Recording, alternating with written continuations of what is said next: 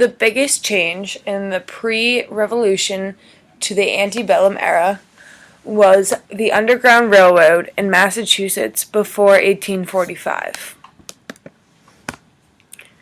So this change occurred because of something called the Fugitive Slave Act, which the first part of which was passed in 1793, and it authorized local governments to seize and return escaped slaves to their owners and impose penalties on anyone who aided their flight. This action caused Boston abolitionists to spark change in how they acted towards slaves and slavery. It caused them to take action. So what was the Underground Railroad? It was a network of advanced routes and safe houses throughout the U.S. colonies, and specifically we're going to look at Boston and Massachusetts.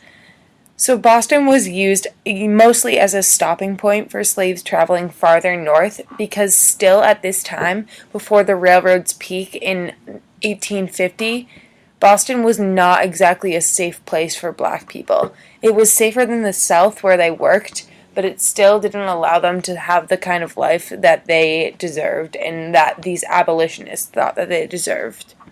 So they relied on white and free blacks loyal to the abolition cause to guard these safe houses, and it allowed the escape of many slaves from the South before emancipation. As I said, Boston was a stopping point on this road. Many could not find sanctuary in America at all and had to move to Canada until emancipation was made. And after this fugitive slave law, Massachusetts started one of the biggest efforts to assist fugitive slaves, but there was no systematic approach until the 1840s. The people that helped on the Underground Railroad provided food, lodging, and money, and helped fugitives settle by helping them find jobs and providing letters of recommendation when they stayed in Massachusetts.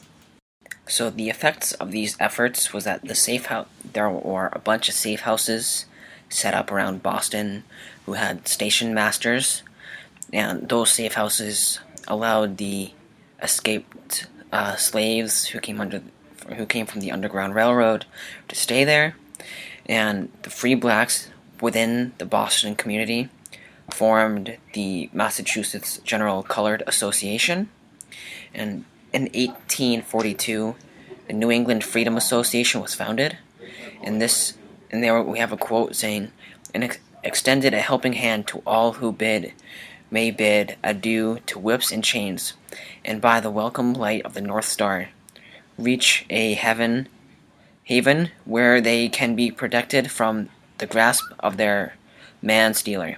Our mission is to succor those who may claim property in themselves, and thereby acknowledging an independence of slavery." So this was a time of change and acknowledgement of the human rights. There are also women's rights being pushed by small groups with a very popular platform. Just like the horrible treatment of the native people that fell out of style, people are beginning to see the real, true nature of the slavery.